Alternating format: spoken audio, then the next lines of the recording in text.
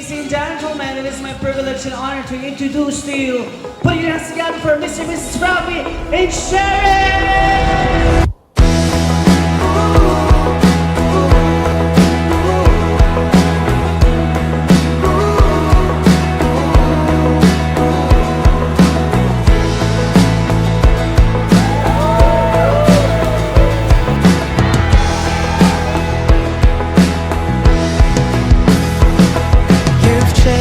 Nagsulat ako sa devotion notebook ko ng ideal man checklist ko.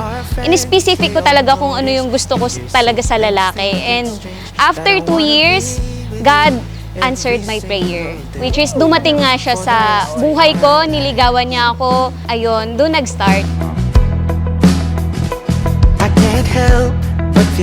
Though naging first impression ko sa kanya, mataray, pero truly talaga mabait siya.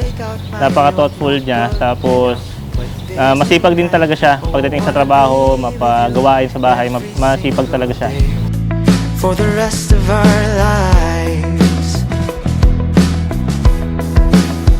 Napaka-gentleman niya, respectful, napaka-thoughtful, and seryoso. Hindi na ako matutulog mag-isa.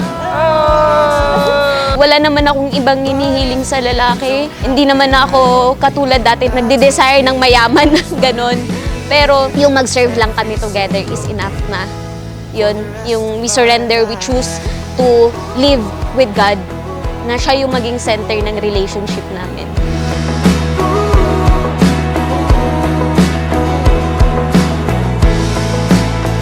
Ngayon na mag-iisang dibdib na tayo, ang maasahan mo sa akin ay siyempre, lagi akong suporta sa'yo.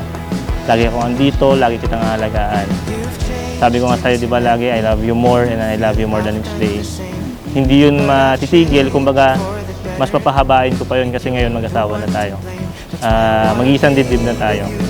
Siyempre, ano man yung mga pangarap natin ang gusto pa rin nating abutin, aabutin natin na magkasama yun. Susuportahan kita, susuportahan mo din ako. Sa mga oras o sa mga panahon na kailangan mo ng kadamay, laging andito lang ako. Aalagaan kita, kung may sakit ka man, aalagaan kita. Mahal na mahal talaga kita. Ayun, Mo, I love you more. I love you always, Momo Heart. Someday I'll take you around the world and visit places where you stayed. I'll place Mo, thank you so much for everything that you have done. We've been through a lot for 6 years and 8 months. Nandyan ka palagi. Never mo akong iniwan. Never mo akong pinabayaan. Isa ka sa naging tanggulan ko tuwing nalulungkot ako, tuwing masaya ako. Ikaw din yung laging nag-aalaga sa akin tuwing may sakit ako. Salamat sa pag-care. Sobrang thank you talaga mo. Asahan mo muna magiging mabuting asawa ako sa'yo. Pagluluto kita, imamassage kita kapag napapagod ka. Kung kailangan mo ng tulong, tutulungan kita. Sasamahan kita, susuportahan kita sa goals and dreams mo in life. And nandito lang ako palagi para sa'yo. Asahan mo na we will serve the Lord together. I love you, Mo. till the day that we die.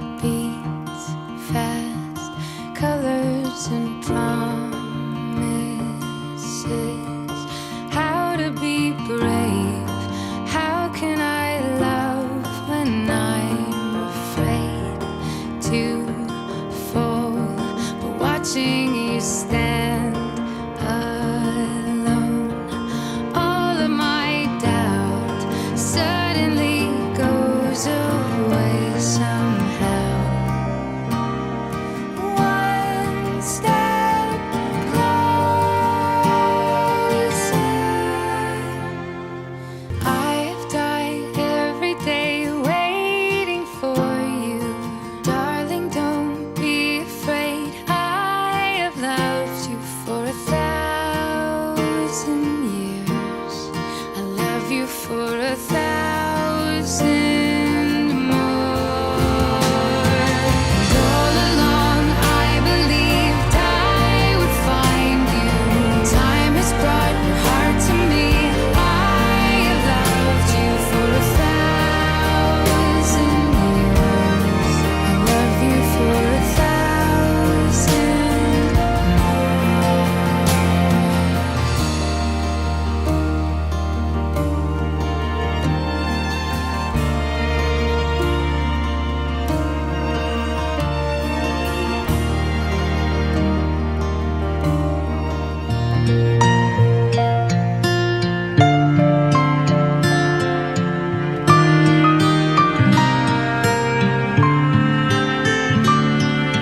Ito ang araw na inantay mo ng kay tagal. Buhat nung ikaw ay natutong magmahal.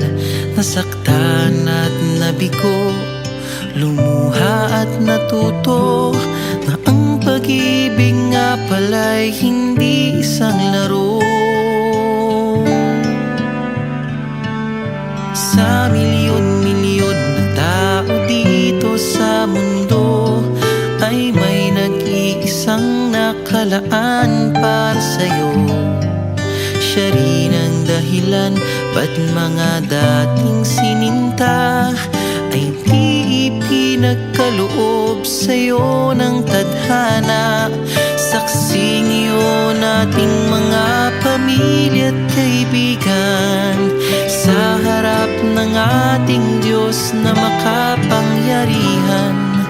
Dahan-dahan kang naglalakad patungo sa'kin sa saliw nitong tugtuging. Tantananan, tantananan, ikaw nga ang babaeng aking papakasalan. Tantananan, tantananan, aking makakasama sa magpakailanman. Ang pag-ibig na hinanap ko ng kay tagal. Nahanap din kita, bigay sa'kin ng Diyos na lumikha. She, submit to your husband. Ephesians chapter 5 verse 22 to 23. Rapi, love your wife. Diba? Ephesians 5 at sa inyong dalawa, trust in the Lord. Proverbs chapter 3 verse 5 to 6. Bakit natin kailangang magpasakop sa asawang babae, mahal na asawang lalaki ang kanyang asawang babae, at laging magtiwala sa Diyos? Marami ho siyempre ang dahilan kung isusulat ho natin sa papel ang dahilan, at pagkatapos ilalagay ho natin sa sako, ay makakaipon ho tayo ng maraming sako ng ating mga sinulat sa papel na dahilan. Pero tapusin lang ho natin sa tatlong bagay. Bakit kinakailangan natin ang submission, love, and trust in the Lord? Number 1, because there are challenges in marriage life. Ang buhay mag-asawa ay talagang may hamon. Kahit na ho nababado yan minsan yung katabi ko sa isang kasal lang, ako rin ang nagkasal. Sa sinasabi ng ninong sa kasal na kaibigan nating umuwi na sa langit, nung ang kanyang pangaral ho yung traditional na pangalan, alam nyo mga inaanak, ang pag-aasawa ay hindi parang kaning isusubo na iluluwa pag napaso. Ang sabi niya, tapusin nyo ang inyong sinumpaan sa araw na ito na inyong kasal, dahil ang sabi niya, yung sa akin hindi ko natapos. So nangangaral ho siya by experience. Ayun yung katabi ko na hindi pa nag-aasawa. Ang sabi niya, bakit naman ganun? Lagi na lang naririnig ko yan sa kasalan, parang negatibo naman yon. Ang pag-aasawa ay hindi parang kaning isusubo. Tama ba, sir? At iluluwa pag napaso, di ba? Madalas naman nating marinig yon. Ang sagot ko na lang sa kanya, mag-asawa ka na muna at maiintindihan mo yan. Now, there are challenges in marriage life. There are character flaws in each person. Hindi perfect si Rapi, hindi perfect si Sheremy. At yan naman po ay normal dahil hindi naman tayo robot. Nasususian ka at gagawin mo lang ang kailangan mong gawin at pupuntahan mo ang kailangan mong puntahan. Kahit na ho ang robot sa panahon natin ngayon ay mas matalino na kaysa sa tao. Sabi ho sa Romans chapter 10 verse 9, kung ipapahayag ng iyong labing si Jesus ay Panginoon at mananalig ka ng buong pusong siya'y binuhay ng Diyos mula sa kamatayan, maliligtas ka.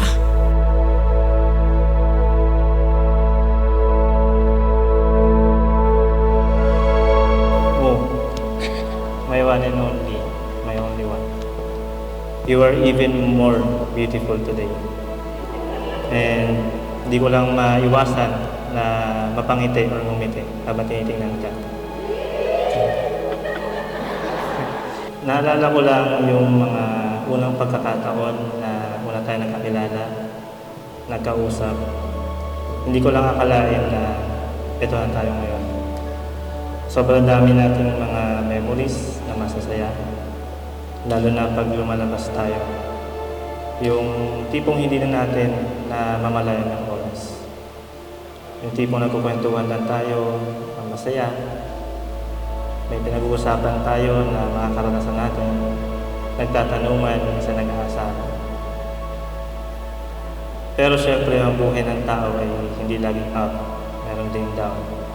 At dahil doon ay dumaan din tayo na yung tayong dalawa ay sinubok din ng pagkakataon. Sa araw na ito, sa harap ng ating mga magulang, kapatid, kamag-anak, mga kaibigan, at sa iba pa nating mga mahal sa buhay. Mo, I will vow that I will always love you. I will always support you. Sa lahat ng bagay at sa pagkakataon na kailangan mo ko, dito ako lagi. Kagaya ng lagi ko sinasabi sa iyo, sana maalala mo rin ito na hindi man ako yung pinakamabait. Hindi rin ako yung pinakamasipag. Hindi rin ako yung pinakamagalang na lalaki. Hindi rin ako sobrang gwapo.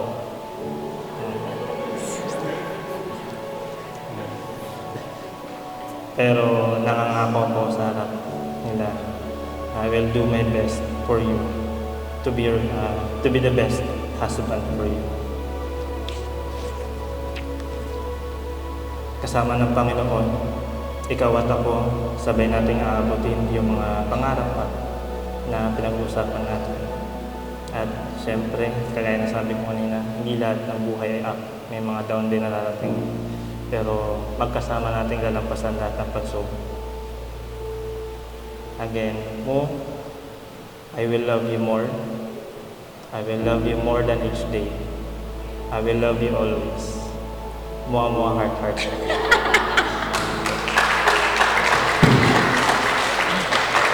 Moo. First, I want to thank the Lord because He is the reason why we are here today, why we celebrate our wedding today. Way back October 2, 2016, I wrote my ideal man checklist. I specifically list down all what I like for my future partner. To make the long story short, when you start naligawan ako ng January 2018, kinikilig ako kasi gusto na din kita. Now that we are together, no more hatid sa staff house. Hindi na ako malulungkot sa tuwing ihahatid mo ako after ng date natin. Dahil sabay na tayong uuwi, susunduin mo na ako. And I knew it was forever na ikaw na yung lalaking binigay sa akin ng Lord. Sabi ko sa Lord, Lord, itong taong to, ito na talaga yung papakasalan ko. And I promise, I will continue to support you, to support your goal and dream in life the way you support mine. I will promise to stay together kahit hindi ka nakatanggap-tanggap, kahit hindi ka nakamahal-mahal, at kahit hindi na kita maintindihan. I promise I'll stay. I promise na aalagaan ka the same sa pag-aalaga mo sa akin. I promise na hindi kita iiwan kahit anong pagsubok na dumating. Alam ko, sasamahan tayo ng Lord. And now, this is just the beginning and mahaba pa yung journey natin as a married couple. Pero I'm ready dahil alam kong ikaw ang kasama ko. Mu, I love you always. Mwah. Chum, chum. Heart, heart. You're my reason to believe in every moment that I live. Without you, I can't breathe. My love to you, I freely give. Through the storm and heavy rain, chase away all my pain. With you, life is never plain. Together we break every chain. Whisper softly in my ear, all my doubts just disappear. With you, there's nothing to fear. Our love grows year after year. You're my reason to believe in every moment that I live. Without you, I can't breathe. Gentlemen, it is my privilege My and honor love to to you, introduce I to you. freely Put your hands together for Mr. give. Mrs. Robbie and Sharon!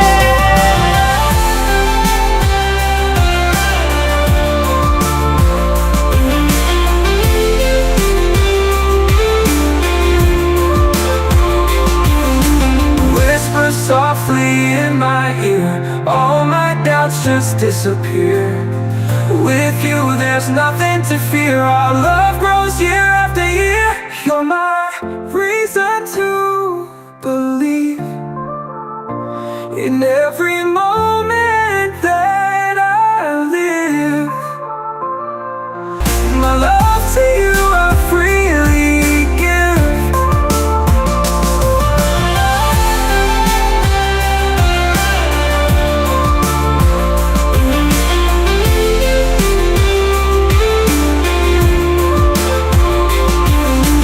Whisper softly in my ear, all my doubts just disappear.